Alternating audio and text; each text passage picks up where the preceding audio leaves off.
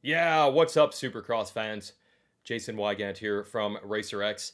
This year, I had the brilliant idea of taking the injury report backed by our friends at Liat, which we've posted on the Racer X website for years, and also making a video version for your information as well. But I kind of regret that decision because suddenly this Monster Energy AMA Supercross and SMX World Championship season has taken a completely different turn than we thought.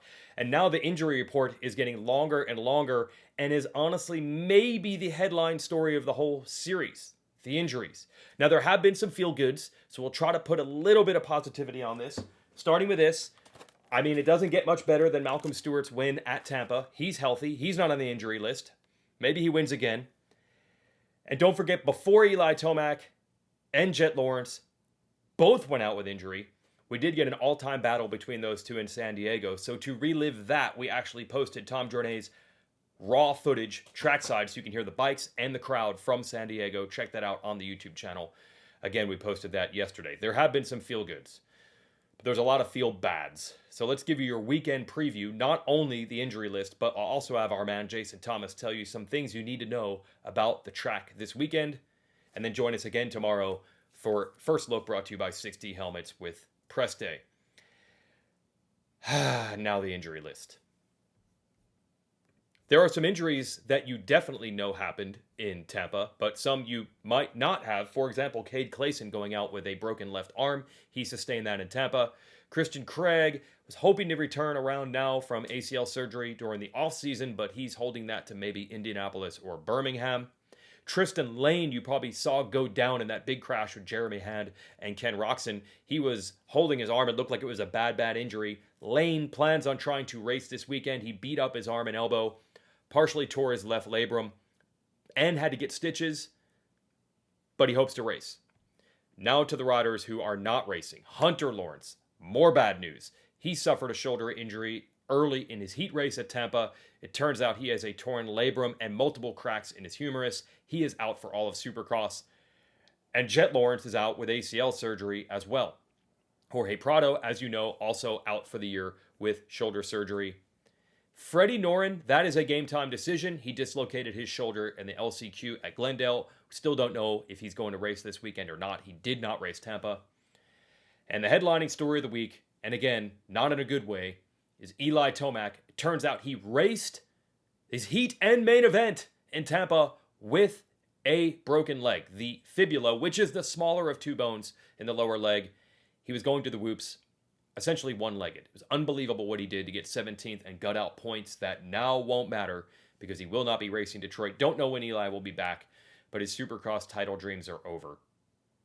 Just go watch the San Diego Lawrence v. Tomac battle and relive the glory days when we did have those two battling each other. 250 East, more bad news. So Daxton Bennick podiumed the opener last year of 250 East. Turned out to be a one-hit wonder. No other podiums for him. He podiums round one this year, hoping to follow it up with more. That's not going to happen quickly because he crashed and suffered a concussion this week, so Bennick is out for at least this weekend. And terrible news for his teammate Pierce Brown, who crashed in the whoops while leading in Tampa and suffered a fractured T5 vertebrae. There is not a timeline on when he's going to turn back and get to the races, but we've heard this is pretty serious. It might be a while for him. Casey Cochran suffered a femur injury in the offseason. He's still not back riding. Matty Jorgensen broke his hand, did not race Tampa. He's hoping to return to Daytona. Lorenzo Locurcio hurt his finger in Tampa. He is going to try to race. Carter Stevenson suffered a concussion in Tampa. He is out. And a couple other riders we also know were out. Devin Simonson hurt his wrist in the offseason, and Jalik Swoll hurt his Achilles in the offseason. They're out, maybe for all of Supercross. Don't know when they're going to be back.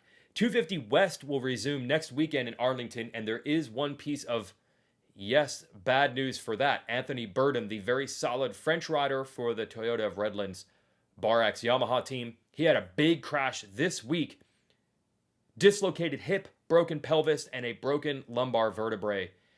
Thoughts are with Anthony, who did post a picture of him getting surgery on his Instagram. Man, that's a tough one. Again, that series will resume in Dallas. We'll have more updates on the West Riders next Thursday.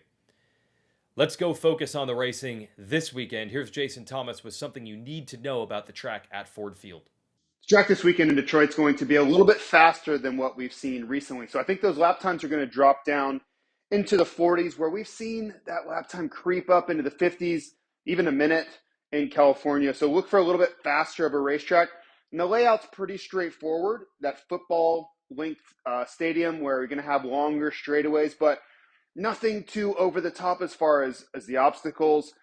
I think the riders are going to have this track figured out very, very quickly, which is only going to make the start that much more important. Now, I think there is a myth that as soon as we go to these East Coast rounds, that it's going to get really soft, it's going to get really ruddy, and that's not really the case for Detroit.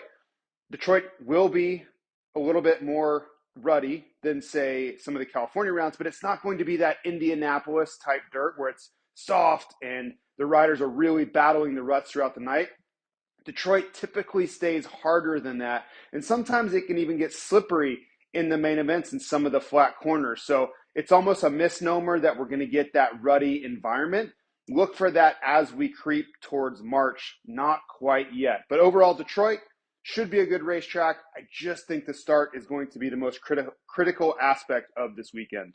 Okay, and that's your weekend preview. We will have press day coverage, 61st look coming your way tomorrow afternoon, and the Weed Show as well. I'm headed to Detroit. It's going to be cold.